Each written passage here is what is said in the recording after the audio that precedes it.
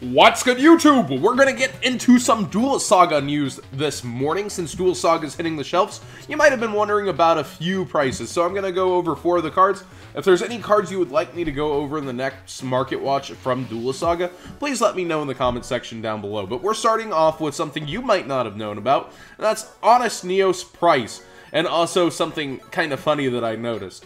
So, Honest Neos' price is at about $7. Its pre-sales were about $5, so it's one of the few cards that's going on up. So Honest Neos is definitely catching quite a few eyes, and it quickly rises to 8 here. And it's interesting to me because the new cards are supposed to be 3 per pack, and then 2 reprints. There's supposed to be only 38 new cards, so Honest Neos should be pretty easy to pull. But I think it hits that really nice niche of collectability that we talk about along with playability. Any hero just gains 2500 attack. That's huge. You don't have to be battling a monster. You can discard it at any point during either player's turn, then target a hero monster on the field, gains 2500 attack till the end of the turn. It's very nice. It looks very nice. A lot of people basically relate to it through the hero era, but I don't know. Do you guys think it's worth its price at $7.35? Is it short printed? I mean, it quickly rises to $8 too. And here's the funny thing. So we go to sold listings, and if we order it to end date recent first, we see these prices. These sales are similar. We see one got away at $4, then $6, $7. So it is selling consistently at $7. But if we go to oldest first, we see, oh, actually, it's been selling that across the board, huh? We see, price plus shipping lowest. We see the pre-sales here at, like, a little under 5. From, is that Ideal 808? No, it doesn't say. It's somebody else. Nice. So we see 5, 550, 550, and then quickly rising. So you could have got it cheap, but remember his name was Honesty Neos? So somebody thought that it was $17 when they were sending it to me. And you see there's actually, if you put that Y, people are getting tricked and maybe just didn't find it right. And have been paying 15. Don't get duped, don't get tricked. And a lot of collectors used to buy this, it looks like, for quite a high price. Let's actually go to end date recent first and see. It's just, I guess it was quite the collector's card, huh? Nice. But yeah, now you can get your own for $7. And to prove it's not just kind of a hero thing, Vision Hero Vion is only about $3 on the average. And he's a really good card. You summon him, you get to Foolish Burial a Shadow Mist, get its effect, then you get to ban a Shadow Mist and go ahead and get yourself a Polymerization. Of course, there's plenty of things to do with this man's, but he's a very, very good card overall, and it's just kind of interesting to see that the one with Neos on it is the one worth the most. So I think it's leaning more towards that collectible side rather than playable side, although it's a super playable card. MX Saber Invoker is sitting on the shelves at $25 now. That's a huge sigh of relief. A lot less people are playing Zoo, though. A lot of people are going to Paleo, Infernoid, all sorts of other strategy with and without Zoo. So Invokers become less and less essential to a lot of people's decks, and there's a reprint on top of it. So it's kind of the half price of where it was sitting, you know, before the reprint. I think it's deserved. It's still going to be in a lot of fun, wacky decks. It's always going to have a huge amount of playability. It's definitely deserved, but I think we might see it continue to trend down to 20 as more packs hit the shelf. So what do you guys think? Do you think it's going to sit here, go up, or go down? My personal call is it'll settle down to 20 as more and more quantity of the card comes out. Buyout is at $7 for the DUSA. That's pretty surprising. So it's basically coming out, hitting the shelves at the same price as the Golds and the Secrets. I think it's a welcome addition, rarity, this new ultra rare kind of technology. So I think it's deserved. I don't think many people are going to be willing to let go of their Buyout under 8. You see 3 listings, 4 actually, about at the, and then we finally hit about the 8 mark before it quickly rises actually. So I guess It's really difficult to say where this will go, if the quantities keep flooding, how it will go. But I want to say it's going to stick to 8. But I'm not very sure on that. It's, again, a quantity thing. We only have 14 listed right now. So as more and more get listed, it could go down. You could get yours cheaper, or it could just start getting bought out. Again, Brianna, one of the best cards with Mermails and Unblandians. Now on to non-USA news. Oh, you see this price, right? And you're like, okay, John, why are you showing this? We're normal 1440. Market 6. We have the 16. Oh, there's a small bump in it, huh? Your market watch. Oh, wait. There's only one seller, and there's 6 copies. What's happening on eBay? Oh, what? The only English is 28. So somebody went and bought out Yujo Friendship. I think maybe as an April Fool's. I'm not completely sure. There's not a whole lot of uses for the actual use of this card. And excuse my allergies here. They've just been acting up. It's raining outside, so everything's getting kicked up. But yeah, a low of $28. That is pretty insane to me on eBay. So again, we have our hero here, Whale Lord cards. I gotta give you the props, man, not coming in and trying to set a super insane price. Setting an actually cool price of $16.50, just barely above what it was. You don't see that often from a sailor, so I've got to give this a man's on TCG player prop for not going with the hype beast.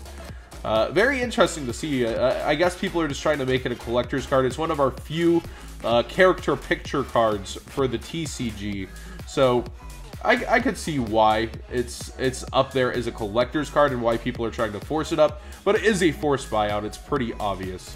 Twin Twisters is slowly headed up towards being a $15 card. We see it sitting at 13 from its market price of $11.50. It's just been slowly creeping up. So I think it'll hit that 15 mark eventually as it keeps going up and up. Like, we've had the reprint. It's unlikely it's getting another. I know the Japanese dinosaur structures, I believe, actually get Twin Twisters, though. So if we do get it, it's going to smash that price. But if we don't get it, I think it'll head up towards $15. And we see it's at 13 over here also, about barely under. So it's just continually started to trend up and up and up. Such a good card. Its utility is never going to be understated. Even when we get the what is that heavy dust storm. I think this will still maintain its price and keep going up slowly over time until it sees its reprint. So I would consider trading for yours now. I don't know about... I hate to tell people to drop cash on a card, but I would heavily consider trading for it now. I'd try to avoid spending cash if you can, but if you don't have yours, I would be trying to find a way to get them now. Probably for a little bit. Maybe you can find someone who would let a set go for 30.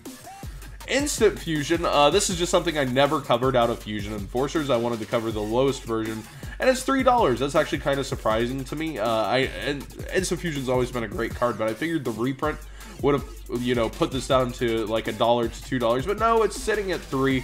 That makes sense, you know, it's so used, and there's just a great quantity of them as Fusion Enforcers have been ripped open. So it does make sense that it's a $3 card, but the commons have been knocked all the way down to $2.50 from this on some listings, and then you see $3 here as well. So, but these are very, very few sellers, and it starts to quickly rise in price on eBay. This is every single kind of Instant Fusion. 228 total copies of Noodles on the interweb, so to speak. So, it does quickly rise from 3, so I might consider getting that as like a deal, because you never know when it's going to bump back to that $5 price point, but we do have quite a few sellers walking the way of that, so I wouldn't expect it to be anytime soon. Super Games with 25 copies. I love when they have that high quantity blocker in front of people. So you don't know when, but $3, if you for whatever reason haven't bothered to get an Instant Fusion, maybe you can get one for $2 in person, but at worst three's not that bad. 3's pretty darn good for an Instant Fusion. A cup of noodles. I love saying cup of noodles. So, we had assumed that Delinquent Duo would go back down after time. Like, it's a buyout from GOAT format. It seems pretty insane that it would be so high. Yet, it is still sitting at $20 for the lowest near mint Ultra. And if we go back and then refresh just in case anybody randomly listed delinquent duos. It's sitting at a low of 20 for the spell ruler, a low of 20 on the MRL, and a low of 25 on the DB super. This is pretty insane to me. It's crazy that buyout's price stuck so hard and is really just staying. Like, we all assumed that this buyout would not last, and it really did set the new price for delinquent duo. We see over here there are people willing to list near mint at 17, and then we have a super as well, but it does not say near mint. Let's go into this listing. Condition used. And then we see light play. Then we see near mints at 18. And then it just quickly rises also to 20. So there's like 2 sellers for, or I guess 3 sellers for near mint, but this is about 20. Like, I'm not gonna count that as not a 20. So there's like 2 sellers with near mints under 20. So for 2 people who have been waiting on delinquent duo, maybe those are ones to get. But then you're just kind of enforcing that, keeping it at 20 kind of thing. I'm kind of disappointed in that, but it's an old card, so it does make sense. It just sucks to see it forced to, like, cards forced to go up in price in our Yu-Gi-Oh economy. Like, I wish our community wouldn't do that, but it does make sense. There's so much money surrounding these cards that, like, you see people, like, specifically buy out a card to force the price up. Like, that's pretty insane. And, it's a hard issue to approach in Market Watch, but I would just say, you know, it's part of the territory. That's what this is covering a lot of the time. But I hate when it's forced, when it has a pool from behind the scenes that is completely forced, and it's for, you know, a format a lot of people just want to play for fun that was very, very cheap. Metamorphosis used to be the hardest piece at like $5, and now Delinquent Duo is the hardest piece at 20. Thanks for watching. I hope you enjoyed this. Maybe I'm just a GOAT fan at heart. I hope you enjoyed this. Give it a thumbs up if you did. Covering more series news. I guess the last Market Watch did pretty poorly overall in reception. I covered one archetype and I had a guest that I guess we usually don't have a guest on Market Watch. So I'm going to keep Market Watch kind of similar to how we've done it in the past from now on, and not just cover one entire archetype for the thing. I found Blackwings truly interesting, and a lot of people did give me the response of, wow, I would have let these go for dollars. So I'm glad I knew about this from you, John. But it is what it is. I understand. So I do hope you guys are enjoying the series still.